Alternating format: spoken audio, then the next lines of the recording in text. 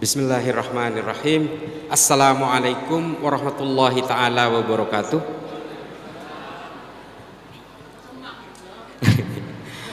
Allahumma salli ala Sayyidina Muhammad wa ala ali Sayyidina wa maulana Muhammad.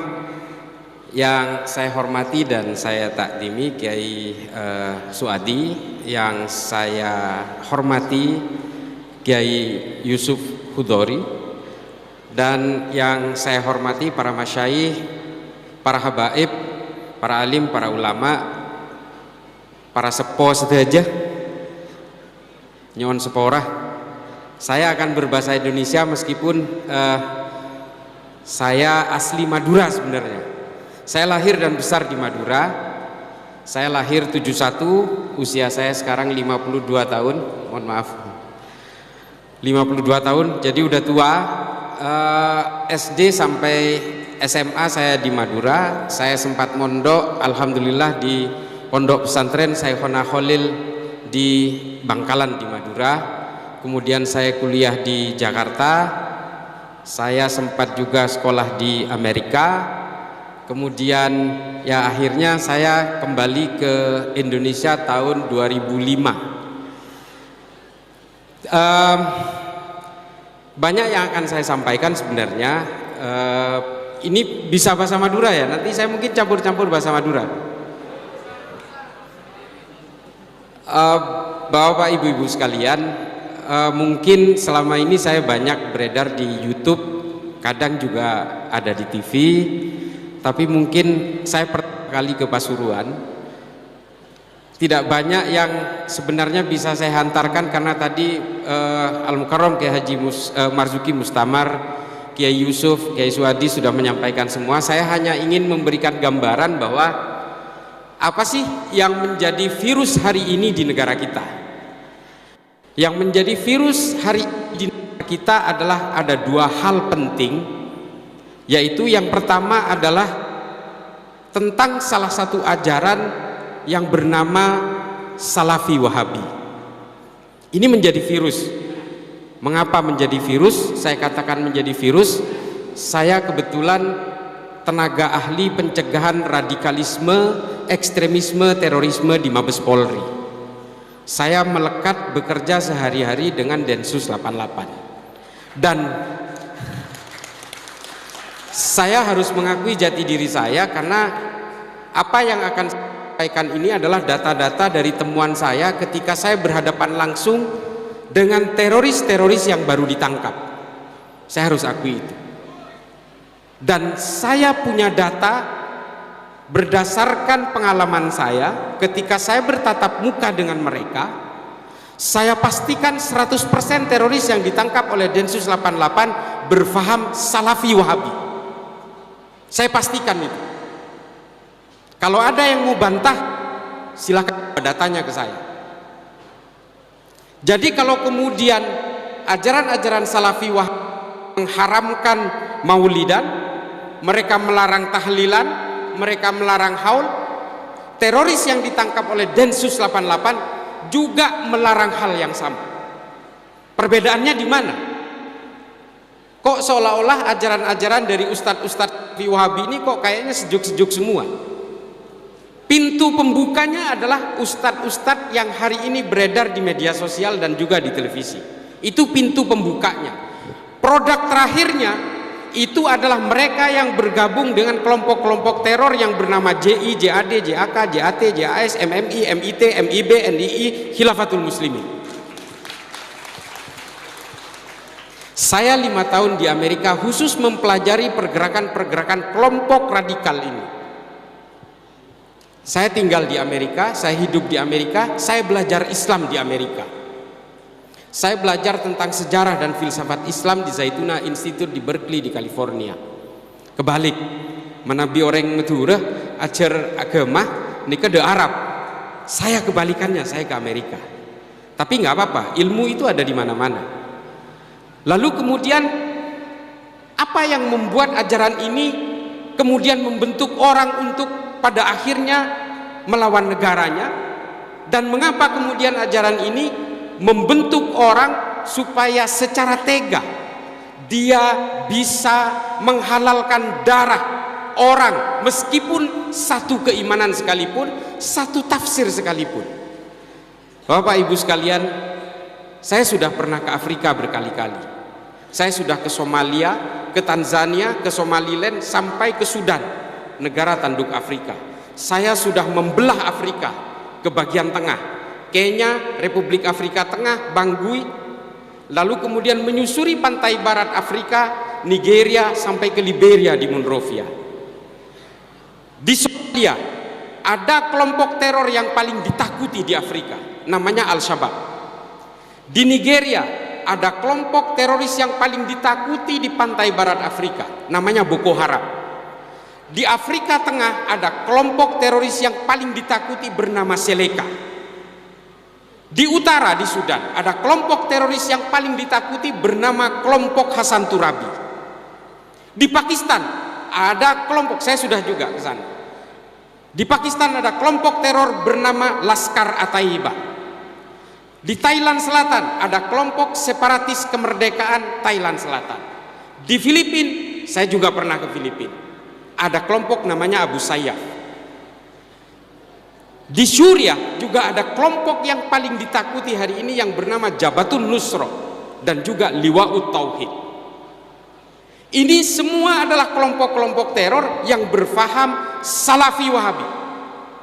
Di YouTube banyak yang membantah ini. Saya tantang, kalau memang tidak percaya bahwa teroris yang ditangkap oleh Densus itu hari ini berpaham ini, saya bawa ke penjara, ketemu langsung dengan terorisnya. Saya tantang. Mereka punya pemahaman yang sama. Kelompok-kelompok Salafi Wahabi, kelompok-kelompok teroris yang hari ini ditangkap Densus 88 punya pemahaman yang sama. Perbedaannya adalah orang-orang yang tidak percaya bahwa kelompok Salafi Wahabi ini akan menjadi teroris, ini adalah orang yang baru berkenalan dengan ajaran ini. Produk akhirnya akan menjadi teroris. Kenapa? Ada salah satu konsep dari kelompok ini yang kemudian dipakai hingga hari ini, yang dicetuskan oleh seorang pemikir Islam bernama Ibnu Taimiyah pada abad pertengahan, yang ditulis dalam kitabnya bernama Majmu' al-Fatawa. Konsep ini yang disebut dengan konsep al-wala wal bara. Ahlan wa sahlan Kiai Haji Muhaimin Iskandar. Allahumma shalli ala Sayyidina Muhammad. Tak langkong kula kengki asalam, takut cangkolang, takut suul adab, saya harus salaman.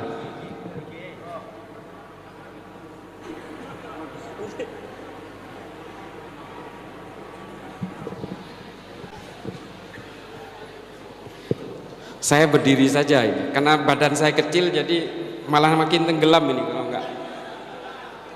Cepon reng metu pendit. Lalu kemudian yang menjadi konsep dasar dari ajaran ini adalah konsep al-wala wal bara.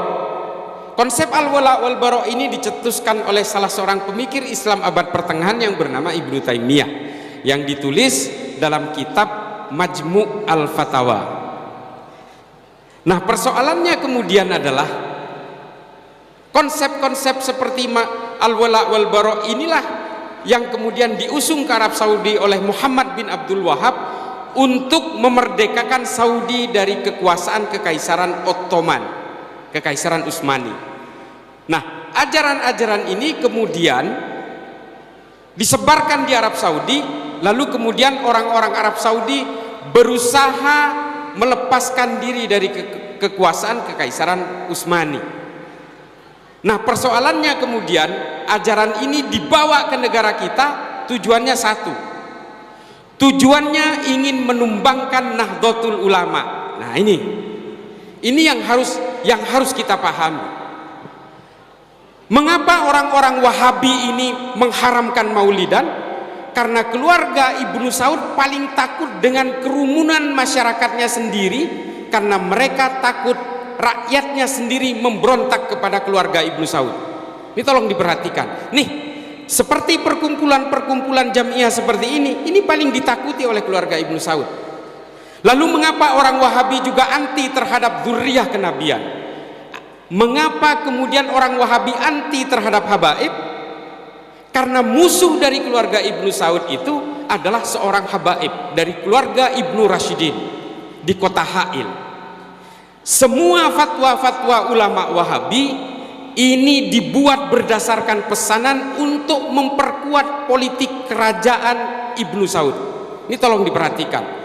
Mengapa mereka anti terhadap musik dan juga kebudayaan-kebudayaan lokal? Karena mereka memang takut sekali terhadap perkumpulan-perkumpulan masyarakat, perkumpulan-perkumpulan komunitas yang dicurigai akan melakukan pemberontakan terhadap kerajaan. Ini yang harus dipahami oleh kita semua. Jadi semua fatwa-fatwa Wahabi, Salafi ini sebenarnya dibuat berdasarkan pesanan dari keluarga kerajaan. Saya minta orang-orang yang merasa Salafi Wahabi bantah saya, tapi belajar dulu tentang sejarah ini. Saya terus terang sangat percaya diri untuk mengatakan ini karena banyak sekali buku yang menulis tentang ini. Mengapa Maulidan diharamkan? Karena mereka memang paling takut dengan perkumpulan-perkumpulan masyarakat. Unjuk rasa juga diharamkan oleh mereka. Karena mereka memang paling takut terhadap pergerakan-pergerakan rakyat. Musik juga diharamkan. Karena apa? Karena keluarga Ibnu Saud paling takut dengan gerakan-gerakan kebudayaan di Timur Tengah. Lalu kemudian ajaran-ajaran seperti ini yang dibawa ke negara kita berusaha untuk menghajar Nahdlatul Ulama. Karena apa? Salah seorang akademisi dari Tillman University, ini kan nih, ini bukan orang Islam, juga bukan orang NU yang mengatakan demikian, namanya Phil Caruso. Phil Caruso mengatakan kalau ingin menumbangkan Indonesia maka harus ditumbangkan dulu Nahdlatul Ulama. Tepuk tangan untuk Nahdlatul Ulama. Nekah telecor tak cak madura melolo, nekah. Nah, mengapa menurut Phil Caruso Nahdlatul Ulama itu menjadi penting di Indonesia? Karena hanya Nahdlatul Ulama yang punya ajaran satu, tidak pernah menjelek-jelekkan orang yang berbeda. Tolong dicatat, ini kajiannya sangat empiris dan akademis. Nahdlatul Ulama tidak punya riwayat ajaran-ajaran yang menganjurkan orang untuk memusuhi orang yang berbeda. Tidak pernah. Yang kedua, Nahdlatul Ulama tidak pernah punya riwayat pemberontakan terhadap negaranya sendiri. NII, wah banyak sekali pemberontakannya. Ada pemberontakan Kar Andi Aziz, Kartosuwiryo, banyak. Kelompok Wahabi yang melakukan pemboman dari tahun 2000 sampai 2009 di Indonesia. Bom malam Natal, bom Tentena, JW Marriott, Ritz-Carlton, bom Bali, bom Kampung Melayu. Ini kelompok Wahabi semua. Mereka sudah terdidik untuk menjadi bugot-bugot di negaranya sendiri. Mereka sudah terdidik untuk menjadi pemberontak terhadap pemimpinnya sendiri. Ini adalah ajaran-ajaran yang sudah dibangun dari awal oleh Ibnu Taimiyah dalam Majmu' al-Fatawa dan Ta'liq as-Siyasatus Syari' dengan ajaran al-wala wal bara', membangun monoloyalitas terhadap orang yang dianggap sama dan membangun permusuhan sejauh mungkin dengan orang yang dianggap berbeda. Nih Wahabi ini, orang-orang meskipun sesama Islam ini semua dianggap orang-orang jahiliyah. Ajaran-ajaran ini kemudian diakselerasi, digulirkan oleh Muhammad bin Abdul Wahab untuk kebutuhan konsumsi kekuasaan politik kerajaan Ibnu Saud di Arab Saudi. Lalu kemudian digulirkan oleh Said Qutb, Hasan al-Banna dan sebagainya Mesir. Lalu kemudian digulirkan lagi di Arab Saudi yang kemudian melahirkan Osama bin Laden. Nih kan nih, bigule sanada ilmu nih kan bigule petorona. Akan saya rinci. Ajaran-ajaran Muhammad bin Abdul Wahab ini kemudian memecah menjadi dua bagian yang bernama Salafi Wahabi Hijazi dan kemudian yang satu adalah Salafi Wahabi Haroki yang nantinya akan melahirkan Salafi Wahabi Jihadi. Ada 3 jenis dari kelompok ini. Lalu kemudian Said Qutb menulis 2 kitab besar selama di penjara oleh Presiden Gamal Abdul Nasir, yaitu kitab yang bernama Fi Dhilalil Quran dan Ma'at fil Tori. Setelah Said Qutb digantung oleh Presiden Gamal Abdul Nasir, adiknya kemudian kabur ke Arab Saudi dan mengajar di Universitas Riyadh, menulis sebuah kitab yang bernama Jahiliyatul Qarnil Isrin. Nih kan nih, ajaran-ajaran ini yang kemudian lahir di negara kita hari ini, dialirkan beserta uangnya, mengalir beserta pendanaan yang luar biasa. Untuk apa? Menumbangkan Nahdlatul Ulama. Karena kalau Nahdlatul Ulama tumbang, selesai semua, Pancasila tidak akan ada artinya. Yang menjadi perekat hari ini dari berbagai keberagaman ini adalah Nahdlatul Ulama. Mengapa? Indonesia adalah populasi terbesar umat Islam di dunia. Paling besar umat Islam di dunia ini adalah Indonesia. Dan organisasi terbesar dari seluruh organisasi berbasis keagamaan Islam di dunia, yang paling besar adalah Nahdlatul Ulama. Tidak bisa dipungkiri, ini statistik, ini indeks. Jadi kalau ingin menumbangkan Indonesia, maka tumbangkan Nahdlatul Ulama. Itulah mengapa kelompok Hizbut Tahrir Internasional yang kantor pusatnya di Inggris diekspor ke negara kita dengan pendanaan yang luar biasa. Tujuannya apa? Untuk memecah belah umat-umat di kalangan Nahdiyin. Ini tujuannya. Ajaran-ajaran Salafi Wahabi diekspor paksa beserta uangnya datang ke sini. Untuk apa? Memecah belah umat-umat Nahdlatul Ulama ini. Saya tidak ingin mengglorifikasi lalu mendewakan dan memberhalakan Nahdlatul Ulama di sini. Tapi saya berbicara tentang riset-riset yang empiris. Yang saya katakan tadi adalah Phil Caruso dari Tillman University melakukan riset ini bertahun-tahun di Indonesia. Dan kemudian mereka menyadari, orang-orang barat menyadari bahwa Nahdlatul Ulama ini adalah pasak, poros utama dari keberagaman bangsa kita. Pancasila tidak akan ada apa-apanya tanpa Nahdlatul Ulama. Ini harus diakui. Saya tidak ingin mengatakan Pancasila sakti, Pancasila sakti, tapi Nahdlatul Ulama jauh lebih sakti menurut saya. Ini mohon maaf, saya tidak ingin mendegradasi Pancasila, tapi yang namanya filosofi Groundslah, Pancasila ini adalah filosofi Groundslah di awang-awang. Dia adalah aturan-aturan tanpa dogma. Tapi kalau agama, oning dogma, tahu dogma, percaya nggak percaya harus percaya. Nah, ini hanya dimiliki oleh basis-basis ilmu keagamaan yang kemudian mengalir di dalam NU, dan NU ini punya sanad-sanad keilmuan dari tabi'in sampai ke sahabat dan Rasulullah. Nah, inilah kemudian yang harus kita jaga, sanad keilmuan ini. Sementara gerakan-gerakan ideologi transnasional yang datang dari Arab, yang datang dari mana-mana ini harus kita tolak. Dan bukan hanya ideologi-ideologi berbasis Islam yang menyerang kita hari ini, juga termasuk yang menyerang Nahdlatul Ulama, termasuk komunisme juga mengalir ke kita. Mereka mengalir diam-diam. Cuma persoalannya memang komunis ini sudah tidak punya otot, Pak. Dia sudah tumbang di negaranya sendiri. Tapi kalau Salafi Wahabi sebentar lagi juga akan tumbang di negaranya sendiri. Coba perhatikan. Hari ini Saudi sudah menyadari kesalahannya bertahun-tahun. Pangeran Muhammad bin Salman mengubah undang-undang negaranya yang berbasis undang-undang agama yang dulu dibanggakan sebagai ajaran paling murni katanya. Hari ini semuanya dirubah. Perempuan Arab Saudi hari ini sudah boleh nyetir mobil, sudah bisa jadi supir Grab, ke luar negeri sudah bisa tanpa mahram, ke mall juga sudah tidak dipisah antara laki-laki dan perempuan, dan pakai hijab sudah tidak wajib lagi di Saudi kecuali di Haramain. Apakah dia mengubah hukum agamanya? Tidak, dia mengubah tafsir agamanya. Ini dikatakan oleh Muhammad bin Salman di dalam salah satu saluran TV namanya Frontline. Muhammad bin Salman hari ini memenjarakan ulama-ulama Wahabi. Toreh, ini loh hari ini betul-betul menjadi kebingungan orang-orang Salafi Wahabi di Indonesia. Mereka ingin menjadikan Indonesia seperti Saudi zaman dulu. Saudi ingin berubah seperti Indonesia hari ini. Semuanya serba terbalik. Dan inilah ideologi. Bapak Ibu sekalian, agama itu bukan ideologi, tapi tafsirnya ideologis. Harus kita akui itu. Mufassir membuat produk-produk tafsir sesuai zamannya, sesuai situasi yang dihadapinya. Kalau mufassir itu hidup pada zaman keterpurukan politik, maka produk tafsirnya tentang keberdayaan politik.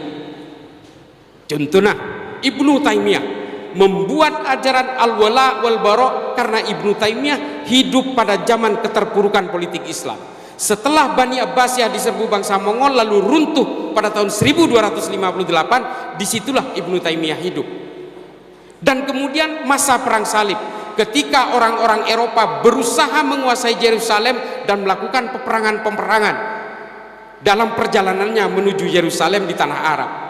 Pada masa itulah keterpurukan politik Islam terjadi, sehingga produk-produk tafsir Ibnu Taimiyah memang tentang keberdayaan politik. Menabih ahli-ahli tafsir penika odi neng zaman perang, produk tafsir pasti tentang perang. Kalau mufassir itu hidup pada zaman kemakmuran, produk tafsirnya pasti tentang kemakmuran. Ini contoh nih, menabi, kok saya bahasa Indonesia terus nih? Bahasa Madura terus.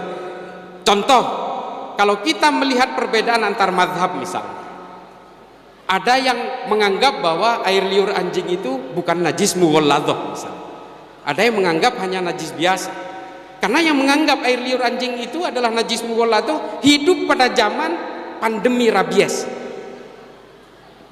Dan orang yang meringankan, mazhab ulama-ulama yang meringankan air liur anjing itu adalah ketika masa pandemi itu sudah selesai. Lalu kemudian produk-produk tafsirnya terpengaruh oleh situasi, oleh ahli tafsir itu. Nah, Arab Saudi hari ini menyadari kesalahan itu. Lalu kemudian dia ubah semua.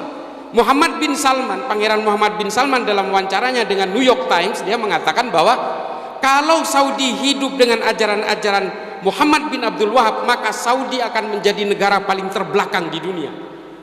Dan kemudian dia menyadari, lalu dia ubah semua tafsir-tafsirnya. Nih kan ini mangken nih. Dan dia dalam waktu dekat akan menghalalkan bank. Tore nih. Dak gimana mangken Salafi Wahabi sebedikin toh. Yang ada di Indonesia hari ini, kelompok Salafi Wahabi selalu mengatakan ajarannya yang paling orisinil, paling otentik dengan ajaran Nabi. Nabi tidak pernah mengkafir-kafirkan saudara seimannya, tapi dia dengan gampangnya mengkafirkan saudara seiman. Lalu dia mengaku bahwa itu adalah ajaran yang paling orisinil. Logikanya di mana? Nabi ketika hijrah ke Madinah, dia mendamaikan orang yang sedang berkonflik. Suku Aus dan Khazraj yang sudah berkonflik selama puluhan tahun oleh Nabi didamaikan. Orang-orang Kristen dan orang Yahudi yang sebelumnya berkonflik untuk berebut pemungut pajak bagi kerajaan Persia, lalu kemudian oleh Nabi didamaikan. Orang-orang pendatang dan orang pribumi oleh Nabi didamaikan, yang kemudian tertuang dalam piagam Madinah.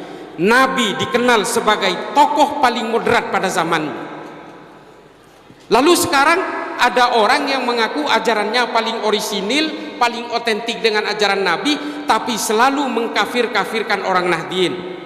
Coba, padahal ajaran itu dirumuskan oleh ulama-ulama Saudi pada saat itu hanya untuk memperkuat politik kerajaan.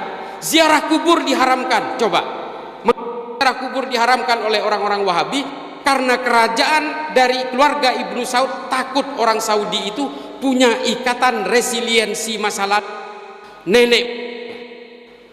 Nikah nih, anapa nyelase dek kuburan nikah larang? Karena itu pertimbangannya.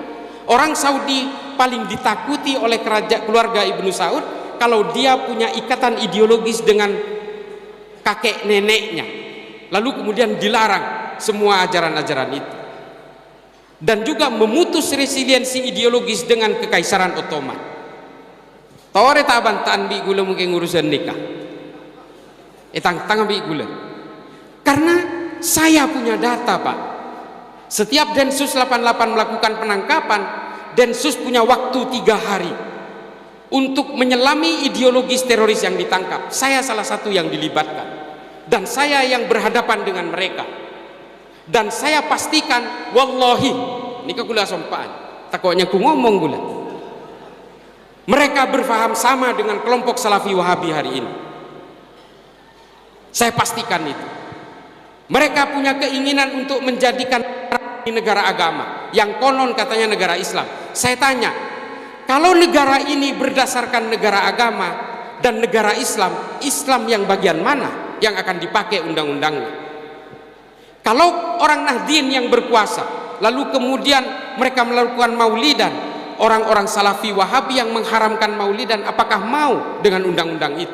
Kalau yang berkuasa adalah orang-orang Salafi Wahabi di negara ini, lalu mereka mengharamkan Maulidan, orang Nahdien mau? Tentu saja tidak mau, dan kemudian konflik-konflik pasti terjadi. Dan inilah yang terjadi kemudian di beberapa negara yang konon berdasarkan negara Islam itu. Yang terakhir saya ingin mengambil contoh. Saya pernah ke Sudan berkali-kali, dan saya sudah mempelajari. Sudan pada tahun 1983 menggunakan undang-undang syariah, menggunakan hukum hudud di dalam undang-undang kenegaraannya pada zaman Presiden Ja'far al-Numairi. Apa yang terjadi? Setelah itu Sudan terlibat dalam kudeta demi kudeta dan terlibat dalam perang sipil terpanjang di dunia selama 24 tahun. Dan yang paling tragis adalah Sudan menjadi pengekspor pengemis bertangan buntung terbesar di dunia. Karena apa? Sayyidina Umar pernah berkata, percuma kalau kemudian undang-undang yang keras itu diberlakukan kepada orang yang masih kelaparan. Lalu kemudian Sayyidina Umar mengampuni pencuri onta yang kelaparan. Orang-orang yang masih banyak yang kelaparan lalu diberikan hukum yang keras. Pada akhirnya semua rakyatnya terpotong tangannya. Bapak Ibu sekalian yang pernah ke Mekah atau ke Madinah, orang-orang yang menjadi pengemis di sekitar Misfalah dan Jiyad itu rata-rata orang Sudan yang tangannya buntung. Mereka pernah mencuri lalu dipotong tangannya, lalu mereka menjadi pengemis seumur hidup. Karena apa? Karena mereka terpaksa mencuri meskipun undang-undangnya sangat ketat. Karena kelaparan, keluarganya kelaparan.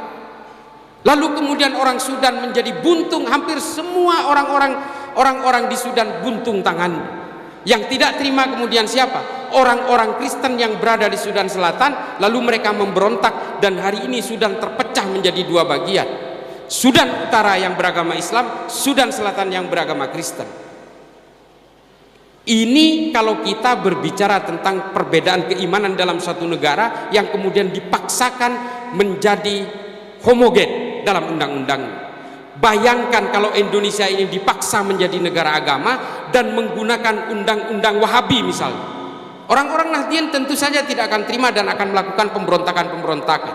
Konflik akan terjadi seperti yang hari ini terjadi di Suriah, di Libya, di Republik Afrika Tengah. Semua terjadi. Dan kemudian konflik-konflik antar masyarakat itu terjadi sehingga negara itu tidak sanggup bergerak sesuai dengan peradaban manusia.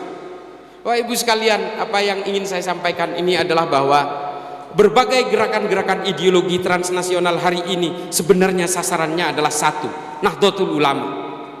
Gerakan-gerakan khilafah, Hizbut Tahrir internasional hari ini betul-betul berada pada tataran normatif, berada pada tataran-tataran di bawah permukaan. Mereka menjelma menjadi partai-partai politik, menjadi gerakan-gerakan di dalam lembaga dan kementerian. Ini harus diakui. Saya punya datanya. Kelompok-kelompok Salafi Wahabi ini sekarang menginfiltrasi polisi dan tentara. Di kepolisian 23.000 yang terpapar ajaran-ajaran ini. Di TNI 9.300 yang terpapar. Mohon maaf Bapak dari kepolisian dan TNI, saya bertanggung jawab dengan data ini.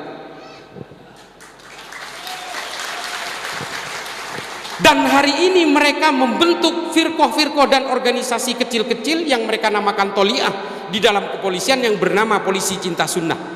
Setelah ketahuan oleh Mabes Polri, dirubah menjadi pembelajar cinta sunnah. Dan hari ini semua dari mereka sudah dipetakan, diprofiling dan diberi pilihan, mau jadi polisi atau keluar dari kepolisian. Sebagian dari mereka menyatakan keluar dari kepolisian. Mereka lebih memilih mereka, nggak apa-apa daripada kita, polisi kita dipenuhi oleh sampah-sampah ideologi seperti ini. Ini kan disiarkan. Polri hari ini mengeluarkan, bukan hari ini, bulan Juni mengeluarkan Perpol nomor 7 yang melarang ajaran-ajaran berbasis eksklusif dan berbasis radikal ini. Sudah keluar aturannya, tinggal diikuti oleh lembaga-lembaga lain. Polri menjadi motor dan alhamdulillah saya menjadi tim perumus dari aturan itu.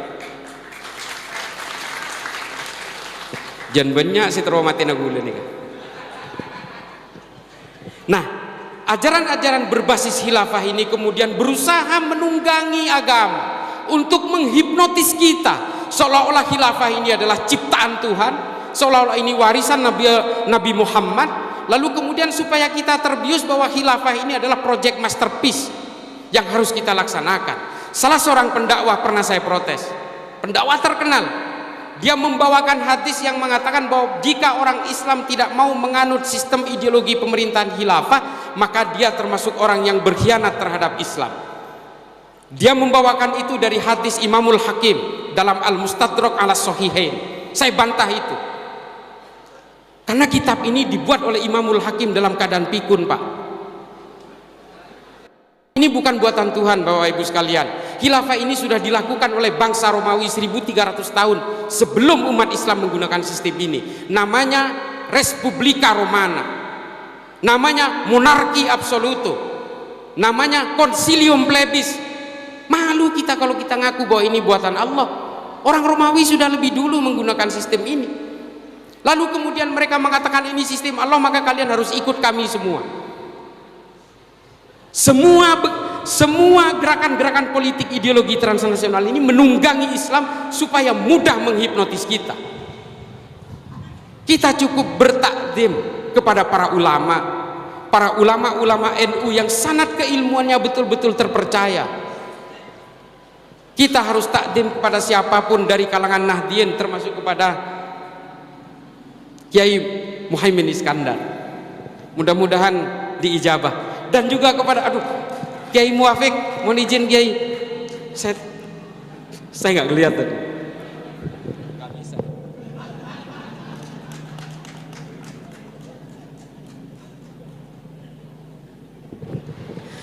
Panjang sekali kalau berbicara tentang ideologi transnasional, karena saya memang banyak sekali menggunakan metode pendekatan sejarah, Pak, Bapak Ibu sekalian.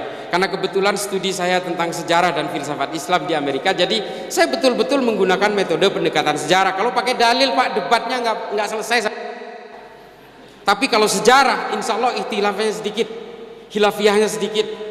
Jadi makanya saya sering menggunakan metode pendekatan sejarah. Jadi jangan kaget kalau saya berani mengatakan bahwa khilafah itu bukan buatan Allah, itu buatan bangsa Romawi ketika menguasai kekaisaran Bizantium. Yang mau membantah ini saya tantang, ayo, tapi belajar dulu, jangan cuma urat leher aja. Lalu Rasyidin dengan sistem syuro, karena konflik antara Sayyidina Umar dengan Sa'ad bin Ubadah yang luar biasa, kaum Muhajirin dan kaum Ansor sudah berhadapan menghunus pedang. Lalu kemudian diambil jalan tengah, wasatiyah, middle path bahasa Inggrisnya, jangan bahasa Inggris lah, nanti nggak ngerti. Nah, lalu kemudian diambil jalan tengah, ditunjuklah Sayyidina Abu Bakar.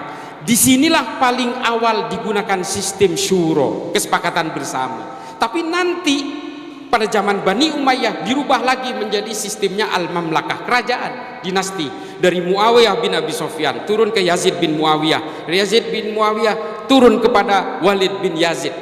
Jadi turun temurun dari bapak ke anak lalu ke cucu. Berubah lagi sistemnya. Pada zaman Bani Abbasiyah dirubah menjadi ahlul halli wal aqdi. Nah, mungkin nggak kalau sistem dari Tuhan kemudian diubah-ubah sesuai kebutuhan? Nggak bisa, ini nggak logis, Pak, nggak rasional. Nah, makanya saya membantah habis-habisan, termasuk Ibnu Taimiyah. Ibnu Taimiyah ini memang tidak semuanya jelek. Mungkin yang saya anggap sangat antagonis mungkin al-wala wal bara, tapi kritik Ibnu Taimiyah terhadap sistem ahlul halli wal aqdi ini patut kita hargai, karena menurut Ibnu Taimiyah ahlul halli wal aqdi ini adalah ciptaan bangsa Romawi. Saya sepakat dengan itu. Nah, inilah kemudian yang berusaha menyasar kita hari ini, berusaha menggempur orang-orang Nahdien, karena kalau Nahdlatul Ulama ini tumbang, Indonesia tumbang, Pak, udah percaya saya. Dan hari ini paling terakhir saya dilibatkan oleh pemerintahan Somalia untuk merumuskan bagaimana konflik di sana itu supaya cepat selesai. Persoalannya Somalia ini sistemnya sama, Pak, agamanya sama, tafsirnya sama, madhabnya sama, manhajnya sama, ijtihadnya sama. Semua ulamanya lulusan Mekah dan Madinah. Mereka sepakat mengharamkan musik, mereka sepakat mengharamkan maulidan, mereka sepakat mengharamkan tahlilan, mereka sepakat mengharamkan haul, mereka sepakat mengharamkan ucapan Natal dan sebagainya. Mereka semua satu negara sepakat, tapi sampai hari ini mereka berperang, Pak. Semua satu negara itu pahamnya Salafi Wahabi. Apa yang membedakan mereka? Yang membedakan mereka adalah al-wala wal bara. Meskipun satu tafsir, meskipun satu iman, meskipun satu madhab, tapi ketika orientasi politiknya berbeda, maka mereka wajib bermusuhan. Setengah dari Somalia dikuasai oleh the government of Republic of Somalia, setengahnya lagi dikuasai oleh Al-Shabaab. Perangnya belum selesai sampai hari ini. Lalu mereka meminta saran. Saya terlibat dalam berbagai konferensi dengan mereka.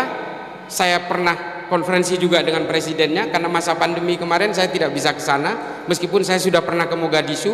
Lalu saya katakan, satu kuncinya yang Anda butuhkan, Nahdlatul Ulama. Ini benar, saya sampaikan betul kepada mereka. Musuh sumpah boleh. Saya sampaikan, then you need Nahdlatul Ulama. Saya katakan begitu kepada mereka. Kalau kalian tidak punya lembaga sejenis Nahdlatul Ulama, maka kalian tidak akan punya perekat tanpa syarat. Di Indonesia perekatnya, bridgingnya adalah Nahdlatul Ulama. Orang-orang Islam, orang-orang Kristen, orang-orang Hindu, Buddha, Konghucu di Indonesia memang semuanya memiliki nilai-nilai supremasis, harus kita akui. Semua manusia ini punya keinginan-keinginan supremasis, Pak. Kita ingin menguasai istri, istri ingin menguasai kita, yang laki-laki, kan begitu. Ini baru dari suami istri, belum dalam kehidupan beragama, belum dalam kehidupan berbangsa. Semua punya keinginan supremasis. Orang-orang pasti sibuk membangun tembok-tembok, tapi lalai membuat jembatan, Pak. Nahdlatul Ulama adalah jembatan-jembatan di antara tembok-tembok itu. Pemerintahan Somalia saya sarankan untuk membentuk sebuah wadah sejenis Nahdlatul Ulama yang bisa menjadi jembatan, yang bisa menjadi perekat di antara semua perbedaan-perbedaan itu. Nah, betapa pentingnya Nahdlatul Ulama, saya tidak mau taklid juga, tidak ingin terlalu memberhalakan juga, tapi ini adalah fakta yang kita rasakan hari ini. Kalau Nahdlatul Ulama ini terpecah belah, terpengaruh oleh ajaran-ajaran ideologi transnasional seperti Salafi Wahabi dan kelompok Hizbut Tahrir, maka kita tidak mustahil akan saling bacok sesama teman ini. Kita akan saling tebas, Pak. Kita sudah punya sejarah-sejarah tidak nyaman di masa lalu. Kita pernah mengalami perang-perang sesama orang Islam. Kita pernah membunuh sesama orang Islam. Pembunuhan Sayyidina Utsman, pembunuhan Sayyidina Ali, pembunuhan Sayyidina Hasan, Sayyidina Husain. Ini semua pembunuhan sesama orang Islam, Pak. Perang Jamal, perang Siffin, perang Hurrah, perang Zab. Ini adalah perang-perang sesama orang Islam. Keluarga Ibnu Saud dan keluarga Ibnu Rashidun yang melibatkan umat Islam di Saudi terlibat dalam 8 kali perang dan menewaskan 14.000 orang Islam di Arab Saudi. Ini harus kita jauhi, Pak. Tidak mustahil kalau kita termakan oleh ajaran-ajaran ideologi transnasional ini, kita akan saling tebas dengan tetangga sendiri. Kita akan saling tebas dengan orang-orang yang hari ini berkumpul dan tidak mustahil suatu saat akan bermusuhan, hanya gara-gara terpengaruh oleh ajaran-ajaran yang berbasis al-wala wal bara ini. Saya kira begitu. Mudah-mudahan ini bisa menjadi maslahat terutama bagi saya pribadi yang fakir ilmu ini, dan mudah-mudahan bisa menjadi manfaat bagi seluruh umat di dalam bangsa ini. Akhiran, ihdinas siratal mustaqim, wallahul muwaffiq ila aqwamit thoriq. Wassalamualaikum warahmatullahi taala wabarakatuh.